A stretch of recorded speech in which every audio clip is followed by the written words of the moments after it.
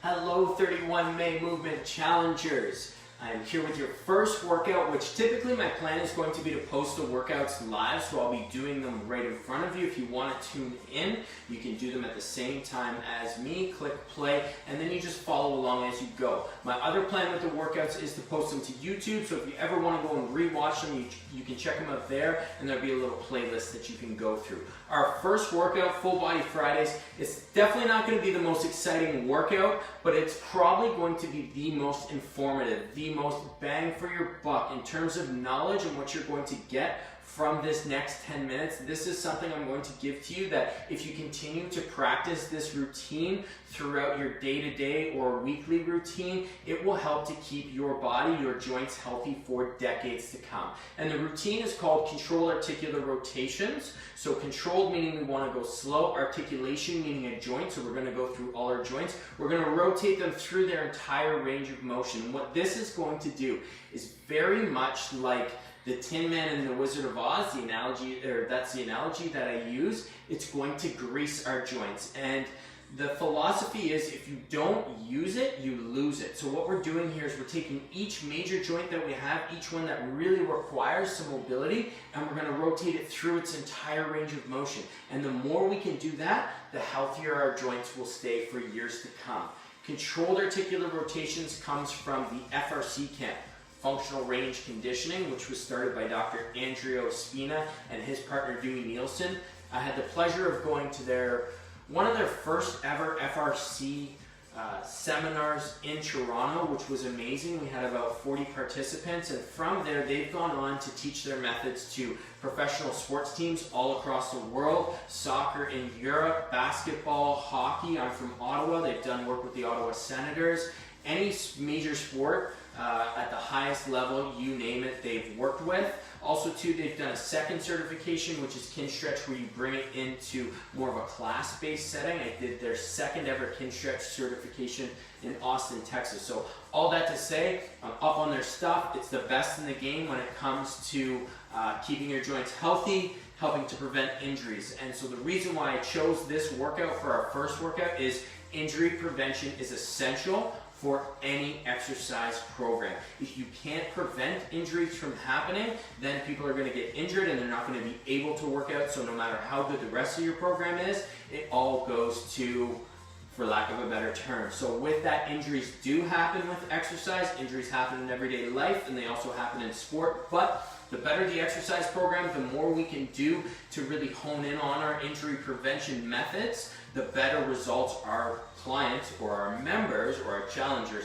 are going to have long term. So without further ado, follow along with the routine. Again, it will be posted into the group or posted to YouTube as with all of our workouts. What we're going to start with first is we're going to go from the bottom up. We're going to start with our big toes, then we're going to go ankles, then we're going to go knees, we're going to do hips twice, we're going to do our spine, we're going to do shoulder blades, we're going to do shoulders, and then we'll finish off with our neck. So the first thing I want you to try is big toes. And big toes are so essential, and big toe mobility is so essential because it's our first contact with the floor. And if you don't have adequate big toe mobility, a couple things can happen. Plantar fasciitis. You're also going to have improper gait. What improper gait's going to do is cause injuries leading all the way up with different imbalances, and also to bunions. So I'm going to shut up now and we'll get into it. First exercise with the big toes for our controlled articular rotations. What I want you to do is point your big toe into the floor, lift all of your 4 toes up, see if you can do that. And now the hard version, we're going to point all 4 of those toes down, lift your big toes as high as you can, and then we're going to switch back. In terms of controlled articular rotations, I do about 3 to 5 of each with each joint. So we'll switch back. Big toe comes up nice and high, and then we're going to push down again, holding like so. We got our toes in the air. This is going to be our third with the big toe lift, and then we're going to switch to ankles. So lift those toes as high as you can, hold them up there, hold them up there, hold them up there. Good, and break. So now with our ankles, what we're going to do is we're going to point our ankles down, and from here I'm going to, point your foot down, and now you're going to draw a big circle. We're going to go 3 one way, and then we're going to go 3 the other way. We have plantar flexion, then we have eversion, we have dorsiflexion, and then we have inversion. You want to rotate through all those different range of motions in your ankle to try and maximize the best as you can with your controlled articular rotations. I'm going to stop here because that's my third, and then I'm going to rotate all the way up, around, down, all the way up, around, down. We're going to go for one more, all the way up, around, in, and down. Okay, let's switch sides. Notice emphasis on control. So really just trying to go slow with my movements. Really feel them out, in, out, and around. That's one, up, in, out, and around. That's two, up, in, out, and around. That's three. I'm going to pause at the bottom. We're going to go the other way. Up, in, out, around.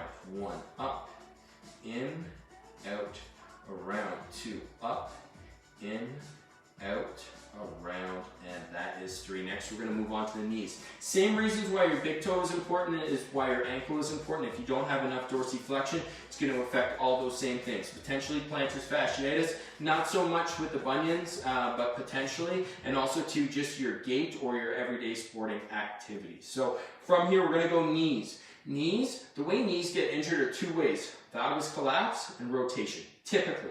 So what we're going to do is we're actually going to train to get stronger in those ranges of motion, because as FRC methods state, if you don't train to get stronger in those areas, you're just going to be more likely to injure them. So what we're going to do is we're going to rotate around, and it looks like a bit of a dance move. So follow me here. I'm going to rotate around. I get a little stretch, and then I come back. The one precaution I have is if you have any meniscal tears, if you have any MCL tears or ACL tears, do this exercise, but just go very slowly, very lightly. Don't rotate too much, and definitely for any of these controlled articular rotations, don't rotate to the point that you're in pain. You just rotate till you feel a stretch. So I'm going to do 5 on this side. I'm going to rotate around, 2, step, 3, and step, 4, and one more step, 5. And we're going to switch to the other side. Around, 1. What I like to do with my cars is I go a little bit deeper and deeper with each repetition. Around, back. We're going to go 2 more. Step around. Good. And 1 more. Around. Beautiful. Okay, for our next one, we're going to be down on all fours. It's going to be our hips. So with our hips down on all fours, you want to pretend like you have a glass of water on your back here. You don't want to spill any of the water. You keep your knees together. I'm going to bring my hip into flexion, into abduction, and then externally rotate around. So I flex in, out, around. That's 1. In, out, around. That's 2. In, out, around. That's 3. Try not to spill that water. Out, around. That's 4. In, out, around. That's 5. We're going to switch to the other side here. In, out, around. 1. In, out, around. 2. In, out, around. 3. In, out, around. 4. In, out, around. 5. That was hips number 1. Hips number 2, I'm going to be standing. From here, same thing. It's just a little bit more challenging and a bit of a different angle on the hip. So standing, I'm going to keep my feet together, but I'm still going into hip flexion. Then I'm going to go into that abduction out to the side, and then I got my rotation coming in and back. What we want to try and do here is not lean too much, not move too much through our spine. All comes through the hips, out, around, 2. I'm going to try and bring my knee up into my chest as high as I can, keep it high as I rotate out, and then bring that foot up, keeping that knee high. 3 or 4, I can't even remember. Out, around. We'll just do 1 more in case. Up, out, and around, like so. Okay, other side, here we go. Up, out, around. 1, bring that knee up, out, around. 2, nice and strong. Up, out, around. 3, good, and again, up, out, around. 4, last one, here we go. Up, out, around. 5, like so. I probably should have told you this before, but if you need for that one, you can hold on to something, lean into something, just give you a little bit of extra balance, because the goal is to move our hip through its entire range of motion, not to work on balance. Next one here, we're going to go down. You're going to see a cat camel. This stretch here, if I had one stretch to give people to prevent lower back injuries, this would probably be it. But what we're going to do is what we call a segmented cat camel. So oftentimes, or cat cow, whatever they call it, oftentimes when you see this exercise, it's just, okay, go up as high as you can and down as high as you can. Up as high as you can, down as high as you can. What we're going to do differently here is the spine is a bunch of vertebrae stacked on top of each other. And what we want to do is our brains are very lazy. What will happen over time is they just want to perform movement as easy and as inefficiently as possible. So what happens is we tend to move through specific vertebrae, which causes hinges, which causes extra loading, extra range of motion, which can lead to injury. What this exercise is going to do is it's going to connect our brain to each different vertebrae that we have, or at least try, and we're going to open up and rotate and build that range of motion in each one as best as we possibly can, so we avoid these spinal hinges and ultimately injury. So I'm going to go down here, all fours. I'm going to start right at the bottom of my tailbone. We're going to go into flexion, so opening up. I'm going to curve my back, so nice and slow, starting at the bottom. And what I'm thinking of is each single vertebrae. So you know how you have these little bumps that pop out of your back? Those are your spinous processes, one from each vertebrae. You want to try and open each one nice and slow, finishing off with my neck. And then from here, I'm going to dip down. Same thing, right at the bottom. Now we're moving into extension. Slow, just one at a time, moving down, down, down, mid-back, upper back, and we finish with cervical spine, our neck. And then I'm going to rotate again, nice and slow, opening. Good, all the way up, one at a time, mid-back, upper back, head, pushing away from the floor, and then I'm going to tilt down again, lower back, mid-back, upper back, neck, and then let's go one more time, opening up, lower, mid, upper, neck, and let's rock down, here we go, lower, mid, upper, and head. Beautiful. Another thing that can be really beneficial when you're doing the segmented cat-camel or cat-cow, whatever you call it, is having a partner, and with each spinous process, the little bumps that pop out of your back, just getting them to tap each one, and from there, wherever their finger taps, that's where you either try and open up or close down, flexion or extension. So we're getting there. Next one's going to be our shoulders. Oftentimes we carry lots of tension up through our traps. With this exercise here, what we're going to do is you want to pretend that you have a little circle here on your shoulder. You're going to draw as big of a circle as possible with your deltoid. So from here, I'm going to go forward, pull up, and then I want to pull that tension down and back, really shrugging my shoulder blades down and in. Same thing, rotate up, around, and back. That's 2. Up, around, back, that's 3, up, around, back, that's 4, up, around, and back, that's 5. Okay, next one here, shoulder socket. So we got our ball and socket joint with our humerus. From here, what I'm going to do is I'm standing, I'm going to keep my hand pointed, my palm against me, and then I'm going to rotate backwards. And as I rotate backwards, the goal with this one is to keep that palm as close to my body as possible. I don't want to wing out.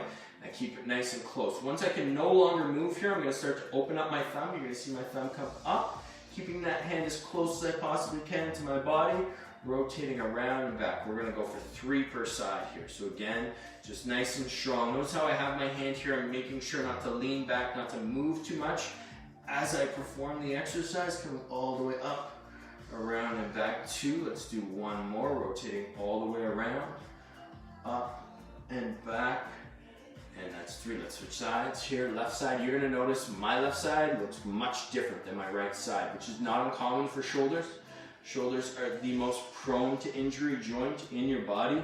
Again, one of the reasons why this exercise is so important.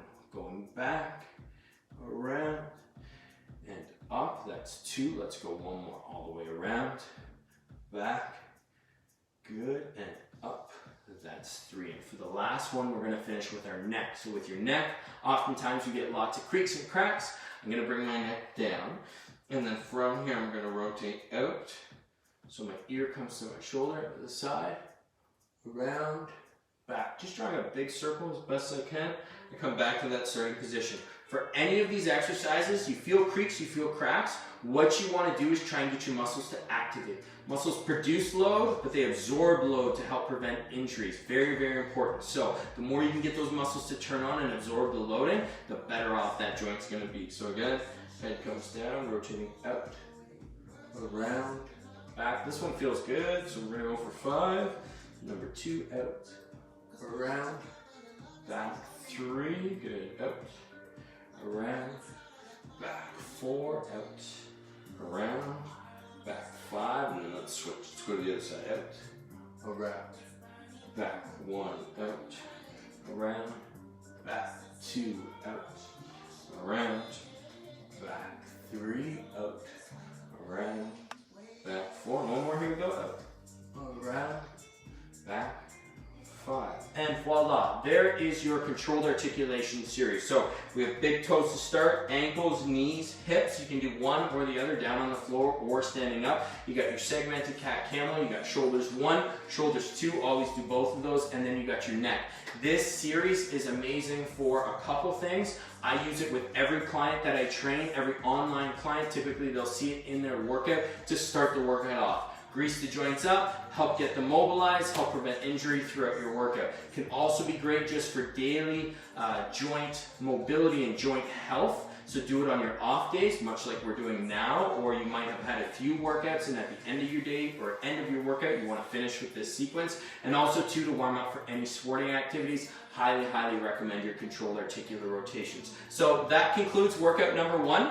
Also too, as I mentioned, with any workout, you can do it once or you can rotate through it a few times. The more you do your cars, the healthier your joints will be. Tomorrow I will be back with, I believe it's our Saturdays, or every minute on the minute Saturdays. Super, super fun. Huge hit with all of my online training clients as well as some of my in-person training clients. So I'll explain that more in our workout tomorrow. I'll see you then.